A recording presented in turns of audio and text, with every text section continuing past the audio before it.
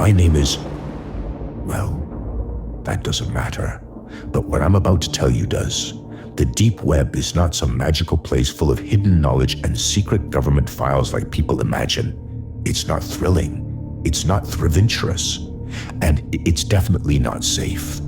What most people don't understand is that the deep web isn't scary because of what you can't see. It's scary because of what and who is hiding behind the pages you can access. Tonight, you're going to hear 3 true terrifying encounters from people who went a lot further than they should have. People who thought they were smart enough to explore the unknown until the unknown noticed them. Welcome to 3 disturbing deep web stories. Story 1, The Surveillance Room. This story comes from a man who swears he will never touch the deep web again. He says he was only 19 at the time, a college student who spent most of his nights alone. He wasn't dangerous. He wasn't a hacker. He was just curious. Like most people, he heard rumors on Reddit about secret deep web logs, hidden forums, and live streams that weren't supposed to exist. He wanted to see if any of it was real. He downloaded Tor. He installed a VPN, and he entered the deep web for the first time in his life. Most websites he found were boring. Outdated forums, dead pages, broken links. But after a few nights of exploring, he stumbled on something different. A link that simply read, "The Surveillance Room." There was no description, no warnings, just a dark background and a loading icon that spun forever until it didn't. The page opened to a grid of live camera feeds, dozens of them, maybe even hundreds. At first, he thought they were traffic cameras or mall security, something harmless. But then he noticed one camera showed a small bedroom with a child sleeping. Another showed a woman cooking in her kitchen, completely unaware she was being watched. Another showed a man sitting at his computer, typing. None of these people knew their cameras had been hacked. The student felt sick.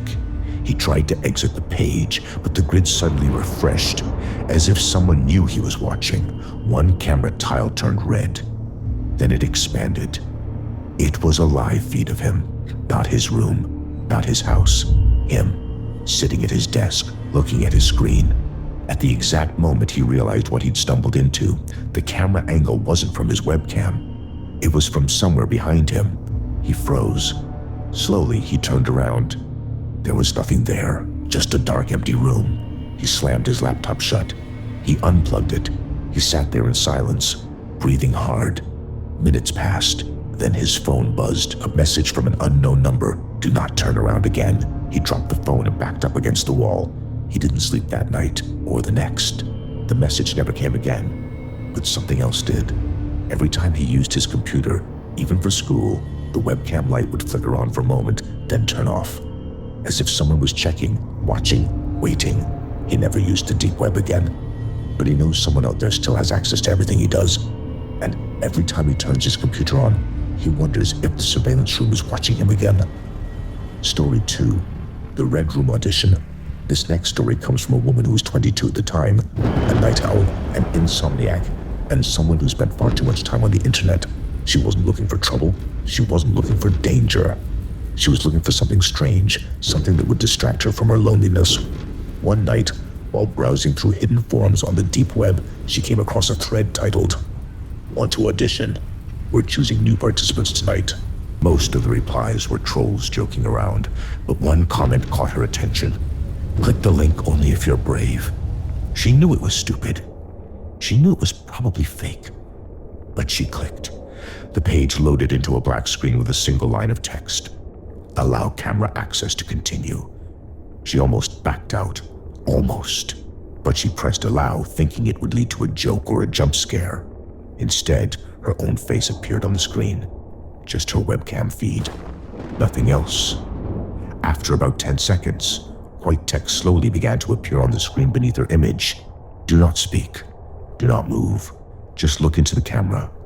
She laughed nervously, thinking it was some weird social experiment. Her room was dimly lit by her lamp, and she stared into the camera as instructed. Another line appeared. We are evaluating you. Her heart started beating faster. She asked out loud, evaluating me for what? The text changed instantly, as if reacting to her voice. We said do not speak. She felt a chill run up her spine. She covered her mouth.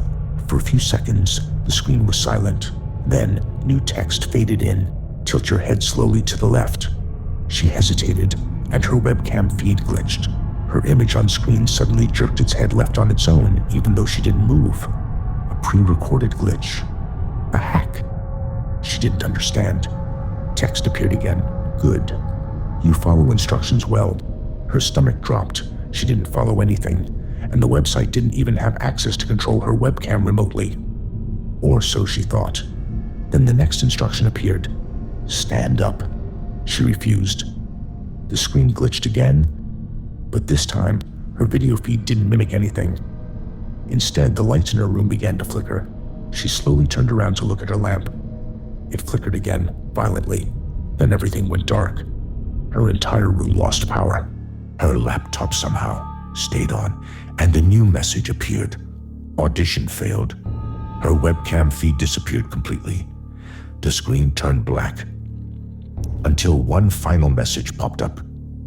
We'll contact you when we need you again. She slammed the laptop shut and crawled into the corner of her room shaking. She didn't sleep that night, or any night for the next week. In sleep, tying everyone to anyone's on church secret relator. Then an issues it didn't recognize. There was no subject line. Inside was just 3 words. Your turn soon. She moved to a new apartment shortly after. She changed her number, her email, everything. But every few months, she still gets a blank email. No sender, no content, just a single attachment named audition_2MP4. She has never opened any of them, but she swears each new video file is a little bigger than the last, like something is being added, something that's waiting for her to watch. Story 3. The package from the deep web. This final story was shared by a man who made one of the worst mistakes you can possibly make on the deep web. He bought something. He wasn't looking for anything illegal. He wasn't interested in drugs or weapons or anything like that. He liked collecting strange things, cursed objects, haunted dolls, old relics, weird antiques, anything with a dark history, anything unusual. One night, while exploring deep web marketplaces, he saw a listing that instantly hooked him. There was no picture, no description, just a title, The Box That Knows You, and the listing date was over 6 years old, yet the seller's account was still active. Most people would ignore it. Most people would think it was a scam. But he was too curious. The price wasn't expensive, around $40. Shipping was free, he bought it. The moment he confirmed the payment, a chat window opened on the website, even though he never clicked anything. A user named Caretaker sent a message. Thank you for your purchase. Do not open the box until we contact you. He typed back, asking what exactly he bought. No answer. The chat window closed by itself. He felt uneasy but brushed it off. He figured it was just a creepy seller trying to build atmosphere. 3 days later, the package arrived. No return address, no stamp, just a plain black cardboard box completely unmarked. Inside the shipping box was a smaller one, wooden, old, and strangely warm to the touch. Carved into the wood were the words, "Don't open me yet." He laughed awkwardly. He assumed the seller carved it as some kind of horror gimmick. He placed the box on his desk and waited for what? He didn't know. 3 days passed. Nothing happened. Then, at around 1:30 a.m., he received an email. No subject line. Just a single sentence. You may open it now. His heart started racing, but he grabbed the wooden box and slowly lifted the lid. Inside was a piece of paper. Just a white slip folded twice.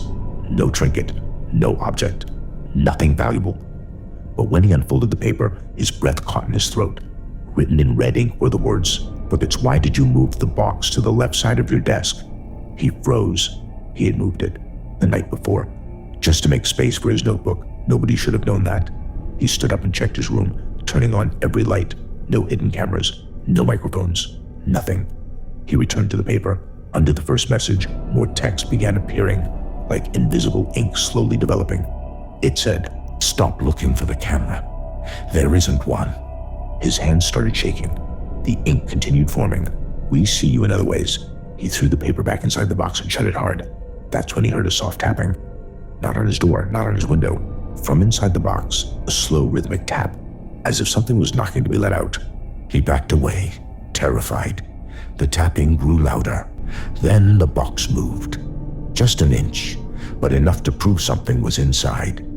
He grabbed a towel, wrapped the wooden box in it, ran downstairs. and dumped it into his backyard fire pit.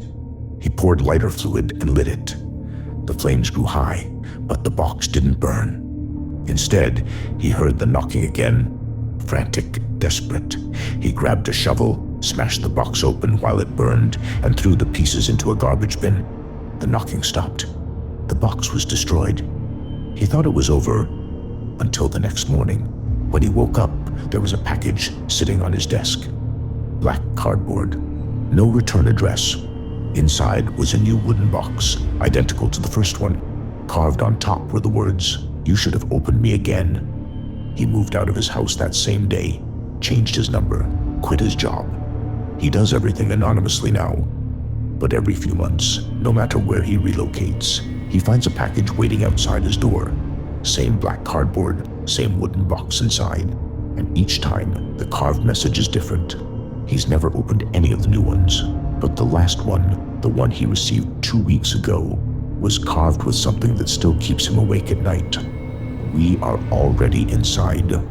If you've listened this far, remember one thing. The deep web isn't scary because of what you search for. It's scary because of what might be searching for you. Some things are better left unexplored, and some doors should never be opened, no matter how curious you are.